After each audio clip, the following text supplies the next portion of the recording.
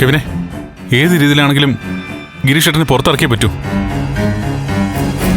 എടാ, ഇതൊക്കെ സംഭവിച്ച ഞാൻ കാരണോ? അതിന്റെ ഒരു കുറ്റബോധം എനിക്കുണ്ട്. ഞാനാ ദേവിയെ കൊണ്ട് പ്ലാന്റിന് പെർമിഷൻ കൊടുപ്പിച്ചത്. അവിടുന്ന് എല്ലാം തുടങ്ങിയത്. അവിടുന്നല്ല എല്ലാം തുടങ്ങിയതേ നീ ഋഷിയെ ആക്രമിച്ചെടുത്തുന്ന, അവൻ മരിച്ചെടുത്തുന്ന. ആ കൊലപാതകത്തിൽ നിന്ന് നിന്നെ രക്ഷപ്പെടുത്തിയതേ ബെല്ലയാ. അവളുടെ ഒരു പ്രത്യേക സാഹചര്യത്തിലാ പ്ലാന്റിന് വേണ്ടി ദേവികയെ ഇതിലേക്ക് കൊണ്ടുവരേണ്ടി വന്നത്. നീ പറയുന്ന കേട്ടാ നിനക്കിതിലൊരു പങ്കുമില്ലെന്ന് തോന്നുമല്ലോ. എടാ, നീ അങ്ങനൊന്നും ചിന്തിച്ച് പോവാതെ കെവിനെ. ഞാൻ ആകെ വല്ലാത്തൊരവസ്ഥയിലാ. പാവം ഗിരീഷേട്ടനെ എങ്ങനെയെങ്കിലും രക്ഷിക്കണം. എടാ, നീ ഒന്ന് സമാധാനപ്പെട്. നിന്റെ ഗിരീഷേട്ടൻ കാണിച്ചത് മഹാവൃത്തിയേടാ. ഗവൺമെന്റ് അംഗീകാരം കൊടുത്ത സ്ഥാപനത്തിന്റെ പ്രവർത്തനത്തെയാ തടയാൻ ശ്രമിച്ചത്. അതിന്റെ ഉടമയെ കൈയേറ്റവും ചെയ്തു. ഏയ് ഇല്ല, ഗിരീഷേട്ടൻ അയാളെ ആക്രമിച്ചിട്ടൊന്നുമില്ല. കെ നായർ കള്ളക്കേസ് കൊടുത്തിരിക്കുക. എന്തായാലും ശരി, ഗിരീഷേണ്ണും കൂട്ടരും കമ്പനി വളയാൻ പോയോ? ഒന്നും അല്ലെങ്കിൽ ദേവിക്ക് അനുമതി കൊടുത്ത പ്ലാന്റ് അല്ലേ? അതെങ്കിലും അയാൾ ആലോചിക്കണ്ടേ? ദേവി എങ്ങനെ അനുവാദം കൊടുത്തെന്ന് നമുക്കറിയാലോ കെവിനെ.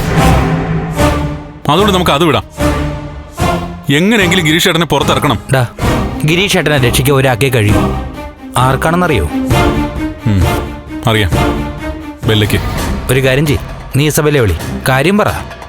അല്ല, ഞാൻ ബെല്ലെ വിളിച്ച് പറഞ്ഞിട്ടാണ് ഗിരീഷേട്ടനെ പുറത്തിറക്കിയെന്ന് ദേവി അറിഞ്ഞ. അത് ശരി. അവിടെ നിനക്ക് നിന്റെ ദേവികയെ കുറിച്ച് മാത്രമേ ഉള്ളൂ അല്ലടാ ചിന്ത. പാവ ഇസബെല്ല എല്ലാം ചെയ്തു തരണം. ഇസബെല്ലയ്ക്ക് ഒരു പരിഗണന അംഗീകാരം കൊടുക്കാനും പാടില്ല. എന്നാ പിന്നെ ഒരു കാര്യം ചെയ്യ്, നീ ദേവികയെ വിളിച്ചു പറ. MLA അല്ലേ, നിന്റെ ഭാര്യയല്ലേ, ദേവിക ഇറക്കട്ടെ ഗിരീഷേട്ടനെ. അതിന് ബുദ്ധിമുട്ടാണല്ലേ? ഇസബെല്ല അമ്മ പാവം, ഒരു മണ്ടി. നമ്മൾ എന്ത് പറഞ്ഞാലും ചെയ്തു തരാൻ ഉടനെ ചാടി അങ്ങ് പുറപ്പെടും.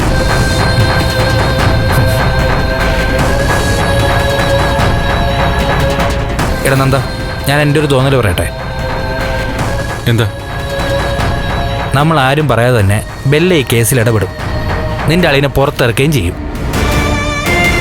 ഗിരീഷേട്ടന് വേണ്ടിയല്ല, നിനക്ക് വേണ്ടി ബെല്ല ഇടപെടും. എടാ, നീ എന്ന് വെച്ചാൽ ജീവനാടാ അവക്ക്. നിന്റെ കാലിലൊരു മുള്ളുകൊണ്ട് അവൾ സഹിക്കില്ല. നിന്റെ മനസ്സൊന്ന് കലങ്ങിയാ പിന്നെ അവൾ ഉറങ്ങില്ല. കോളേജ് കാലം മുതൽ അവളുടെ ചിന്തയിൽ ഒരൊറ്റ പേരേ ഉള്ളൂ, നന്ദൻ. ഞാനവളെ വിളിക്കാം, പക്ഷേ വിളിക്കേണ്ട ആവശ്യമില്ല. അല്ലാതെ തന്നെ അവളുടെ ആവശ്യമായിട്ട് കണ്ട് അവൾ ഇതിലിടപെട്ടിരിക്കും.